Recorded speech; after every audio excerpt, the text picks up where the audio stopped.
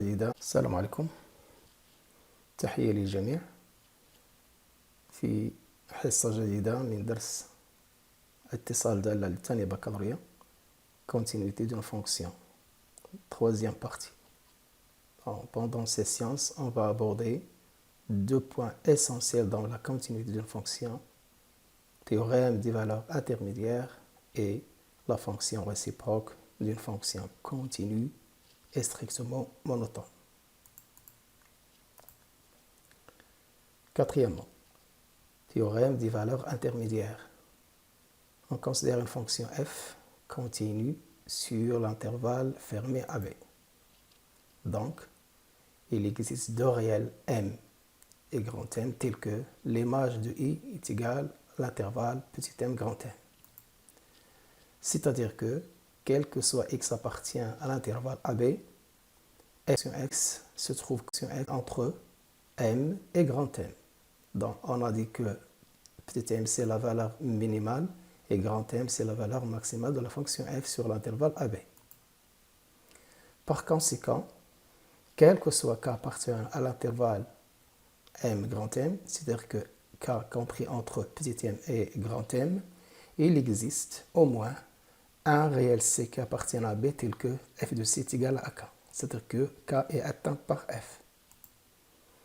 Or, f de a appartient à l'intervalle petit m grand M, f de b aussi. Donc, pour tout cas entre f de a et f de b, il existe un c qui appartient à b tel que f de c est égal à k. C'est ça. Pour tout cas entre f de a et f de b, il existe un c qui appartient à b tel que f de c est égal à k. F de a, théorème, soit f est une fonction continue sur AB. Pour tout cas entre f de a et f de b, il existe au moins un c qui appartient à l'intervalle fermé AB tel que f de c est égal à k.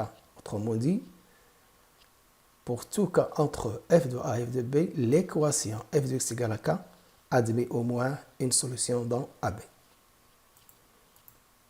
En particulier, théorème des valeurs intermédiaires, soit f est une fonction continue sur AB, si f de a et f de b est inférieur à 0, c'est-à-dire que l'image de a et l'image de b par f ont des signes contraires, alors il existe un c qui appartient à l'intervalle AB tel que f de c est égal à 0, car dans ce cas, 0 il est compris entre f de a et f de b. Puisque 0 est compris entre f de a et f de b, d'après le théorème précédent, il existe un c appartient à AB tel que f de c est égal à 0. C'est-à-dire que l'équation f de x est égal à 0 admet au moins une solution dans AB. Donc ce théorème, c'est un cas particulier du théorème précédent. Exemple. Montrer que l'équation E, 4x à 3 plus 2x au carré moins 3 est égal à 0, admet au moins une solution dans R. Alors qu'est-ce qu'on fait? On considère une fonction f de x égale à 4x à 3 plus 2x carré moins 3. Cette fonction est continue sur 0, 1. Et on a f de 0 est égal à 3 et f de 1 est égal à 3. C'est-à-dire que f de 0 et f de 1 sont deux images qui changent de signe. L'un est négatif, l'autre est positif. Autrement dit, f de 0 fois f de 1 inférieur à 0. Donc maintenant, on va appliquer ce théorème. On va appliquer le théorème des valeurs intermédiaires. Cela signifie que il existe, ou bien que la fonction f de x égale à 0, au moins, admet au moins une solution dans 0, 1. C'est-à-dire que l'équation 4x à 3 plus 2x au carré moins 3 est égal à 0 admet au moins une solution dans R. Puisqu'elle admet une solution dans 0, 1, c'est-à-dire qu'elle admet une solution au moins dans R. Cinquièmement, la fonction réciproque d'une fonction continue est strictement monotone. Soit f est une fonction continue strictement monotone sur l'intervalle AB. On pose g est égal à f de i qui est égal à petit m grand M, car l'image d'un intervalle fermé par une fonction continue est un intervalle fermé, petit m grand M. Bon, on pose ces questions. Montrer que, quel que soit le cas appartenant à G, il existe un et un seul C appartenant à l'intervalle AB tel que f de C est égal à K. C'est-à-dire que l'équation f de x est égal à K admet une solution, une seule solution sur l'intervalle. Alors, deuxièmement, montrons que quel que soit x1 appartenant à i, quel que soit x2 appartenant à i, si x1 est différent de x2, alors f de x1 est différent de f de x2. Troisième question, montrer que la fonction f admet une fonction réciproque notée f-1, puis définir f-1. Quatrième question, montrer que quel que soit x appartenant à i, f-1 rend f de x égale à x. Et quel que soit x appartenant à j, f rend f-1 de x égale à x. Cinquièmement, étudier la monotonie de f-1. Et sixièmement, je prends la droite d qui est égale à y est égale à x, la première, et c'est la première bisectrice, montrer que f-1 est égal à SD, la symétrie axiale d'axe D de CF. Autrement dit, CF-1 et CF sont symétriques par rapport à la première bisectrice. Soit la première question. Soit K appartient à G, puisque F est continu sur l'intervalle AB, et K appartient à G, donc, d'après le théorème des valeurs intermédiaires, il existe un C qui appartient à AB tel que F de C est égal à K. Voilà. Montrons maintenant que C est unique, parce qu'on veut montrer qu'il existe un et un seul C. Donc maintenant, on a montré l'existence. On montre que si X appartient à AB et X différent de C, alors forcément F de X différent de K. On a X différent de S équivalent à X strictement inférieur à C ou X strictement supérieur à C. Alors maintenant, on applique le fait que la fonction f est monotone. Donc, f de x strictement inférieur à c, c'est la fonction est croissante, ou f de x inférieur à f de c. Dans le cas où la fonction f est décroissante strictement ou bien croissante strictement, parce qu'on a supposé que la fonction f est strictement monotone. Puisque f de x inférieur strictement à f de c, ou bien f de x strictement supérieur à f de c, cela équivaut à f de x différent de f de c. C'est-à-dire que f de x différent de k. Voilà, propriété 1. Si f est une fonction continue strictement monotone sur l'intervalle AB, alors, quel que soit k appartenant à g qui est égal à f de i, il existe un et un seul c appartenant à l'intervalle AB tel que f de c est égal à k. Autrement dit, l'équation f de x est égal à k admet une seule solution sur l'intervalle AB. Deuxièmement, montrons que quel que soit x1 appartenant à i, quel que soit x2 appartenant à i, si x1 est différent de x2, alors f de x1 est différent de f de x2. Je prends maintenant deux réels, deux éléments de i, tels que x1 différent de x2. x1 différent de x2, cela signifie que x1 soit inférieur strictement à x2 ou x1 strictement supérieur à x2. On applique la fonction f, donc cela implique que f de x1 strictement inférieur à f de x2 ou f de x1 strictement supérieur à f de x2. Pourquoi? Parce qu'on a déjà supposé que la fonction f est strictement monotone. Cela signifie bien sûr que f de x1 est différent de f de x2. Et voilà, on a montré que si x1 est différent de x2, alors f de x1 est différent de f de x2. Et dans ce cas, on dit que la fonction f est injective. Propriété, si f est une fonction continue strictement monotone sur l'intervalle AB, alors, quel que soit x1, quel que soit x2 de i, x1 différent de x2, implique que leurs images sont différentes. On dit que la fonction f est une fonction injective. On dit que la fonction f est une fonction injective sur l'intervalle AB. Troisièmement, montrons que la fonction f admet une fonction réciproque f-1, puis définir f-1. On a d'après la propriété 1, quel que soit y appartenant à j, qui appartient à f de i, il existe un seul x appartenant à b tel que f de x égale à y. On dit dans ce cas que la fonction f est bijective de i vers j, c'est-à-dire que la fonction f admet une fonction réciproque f-1 définie de g vers i par, c'est très très important, f-1 de x égale à y et x appartient à j, cela est équivalent à dire que f de y est égal à x et y appartient à i. Je répète la définition de f-1 de x. f-1 de x est égal à y et x appartient à j. cela équivaut à f de y est égal à x et y appartient à i. Propriété 3.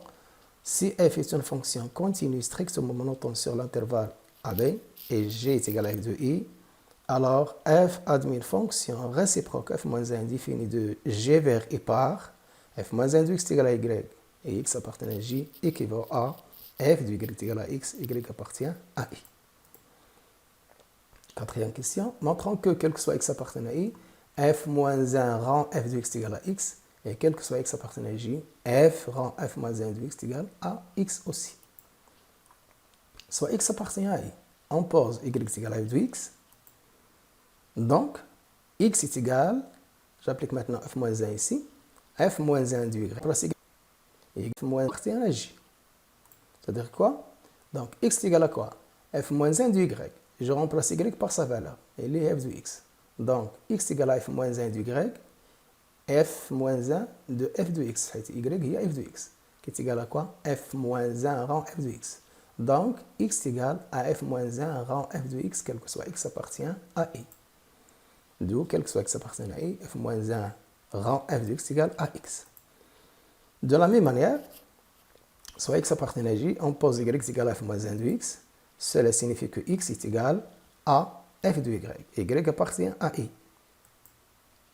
C'est-à-dire que x est égal à f de y, f de f-1 de x, je remplace y par f-1 de x, qui est égal à f rend f-1 de x, d'où, quel que soit x appartient à j, f rend f-1 de x est égal à x.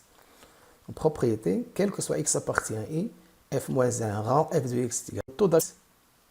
Et quel que soit x appartient à f rend f-1 de x est égal aussi à x. Cinquième question, étudier la monotonie de f-1. On rappelle que le taux d'accroissement de f entre a et b est f de a moins f de b sur a moins b, avec a différent de b. Et aussi, le taux d'accroissement de la composite de deux fonctions entre a et b, c'est le produit de taux d'accroissement, t de f de ab fois t de g de ab. On a, quel que soit x appartient à i, f-1 rend f de x égal à x. D'après la propriété précédente, propriété 4. Donc, je prends maintenant le taux d'accroissement de f-1 rend f de x, et il a dit, est égal à quoi? Le taux d'accroissement du produit. Taux de f-1 fois taux de f, qui est égal à quoi? Le taux d'accroissement de x. Et le taux d'accroissement de x est égal à 1. Puisqu'il est positif, ça signifie que ce produit, il est positif. Autrement dit, ce produit, il est positif. Donc, tf-1 et t de f ont même signe. C'est-à-dire que le taux d'accroissement de f-1 et celui de f ont même signe. Autrement dit, f-1 et f varient dans le même sens. Donc, f et f-1 ont le même sens de variation. Donc, si f est croissant strictement, f-1 est aussi strictement croissante. Si f est strictement décroissante, f-1 est aussi strictement décroissante. Propriété. Si f est une fonction continue strictement monotone sur l'intervalle AB et g est égal à f de i, alors f admet une fonction réciproque f-1 définie de g vers i et f-1 a le même sens de variation de f. C'est-à-dire que pour étudier le sens de variation de f-1, il suffit de faire, ou bien étudier le CF de variation de f. Sixièmement, je pose la droite d est égale, d'équation y est égale à x, c'est-à-dire la première bisectrice, montrant que CF-1 est égal à SD de SF. Je rappelle que soit D, Y est égal à X, la première bisectrice dans le plan P, munie d'un repère taux normé. Quel que soit le point M, X, Y appartenant à P, sont symétriques par rapport à D, c'est le point imprime de coordonnées YX. Voilà, XY et YX. Donc le point XY et le point YX sont deux points qui sont symétriques par rapport à la première bisectrice. Je prends maintenant un point M qui appartient à la courbe CF. Ça signifie que X appartient à I et Y est égal à f de X. Ça signifie aussi que si X appartient à I et Y est égal à f de X, maintenant X est égal à f moins 1 de Y et Y appartient à J. Autrement dit que le point M' de coordonnées yx, yf moins 1 de y, yx appartient à cf moins 1. C'est-à-dire quoi? Que le point M sont symétriques, le symétrique du point M par rapport à D appartient à cf moins 1. Donc, M de coordonnées x, y appartient à la courbe CF. Cela signifie que sont symétriques par rapport à la droite D appartenant à CF-1, c'est-à-dire que la courbe CF et CF-1 sont symétriques par rapport à la première bisectrice. Donc c'est une propriété très importante. Dans le plan P minus d'un repère temps normé, les courbes CF et CF-1 sont symétriques par rapport à la première bisectrice. La droite D d'équation y est égale à x. Je prends un exemple. Soit la fonction f de x égale à x carré plus 4. Et montrer que f admet une fonction réciproque f moins 1 sur l'intervalle moins l'infini 0 vers l'intervalle j à déterminer. Puis déterminer l'expression f moins 1 de x, quel que soit x appartient à j.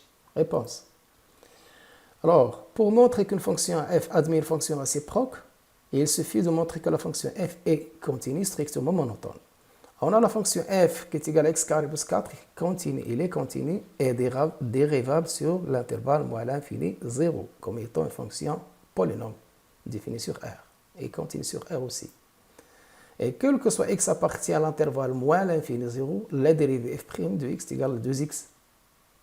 Et 2x, il est négatif strictement, sauf le cas où x est égal à 0. Donc, la fonction f est strictement décroissante sur l'intervalle moins l'infini 0. Autrement dit, par suite, f admet une fonction réciproque f moins 1 définie de j égale à f d'intervalle moins l'infini 0 vers moins l'infini 0. Pourquoi? Parce que la fonction f est continue strictement décroissante sur cet intervalle. À quoi est égal j? J est égal f de moins l'infini 0 qui est égal f de 0 limite de la fonction f au moins l'infini. Pourquoi? Parce que la fonction f est décroissante. Il faut maintenant ici changer les bornes. f de 0 c'est 4, limite de la fonction f au moins l'infini égale plus l'infini. Donc g qu'on cherche c'est l'intervalle 4 plus l'infini. On va déterminer maintenant f moins 1 de x, quel que soit x appartenant à j qui est égal à 4 plus l'infini. On a f moins 1 de x est égal à y, x appartenant à j qui est égal à 4 plus l'infini. Cela équivaut à x est égal à f de y appartient à l'intervalle moins l'infini 0, i. Autrement dit, x est égal à y au carré plus 4. On va définir f moins 1, c'est-à-dire on va déterminer y, à quoi est égal y en fonction de x. Donc x est égal à y carré plus 4 avec y appartient à l'intervalle moins l'infini 0, c'est-à-dire qu'il est négatif. Équivalent à x moins 4 est égal à y carré, y est négatif. Alors maintenant, x moins 4, il est positif. Pourquoi? Parce que x appartient à l'intervalle 4 plus l'infini. Donc x moins 4, il est positif. C'est égal à y carré est positif. Alors maintenant, je passe à la racine carrée idéale. Racine carrée de x moins 4, c'est racine carrée de y carré est égal valable sur le de y, avec y négatif. Donc racine carrée de x moins 4 est égal à quoi? La valeur, pour y est négative, sa valeur absolue est égale à moins y. Maintenant, je peux trouver y qui est égal à combien? Moins racine de x moins 4. Qu'est-ce que c'est que y? Y, c'est f moins 1 de x. Donc, f moins 1 de x est égal à racine carrée de x moins 4. Et c'est ça, on a achevé cette vidéo. À bientôt et salam alaikum wa rahmatullah.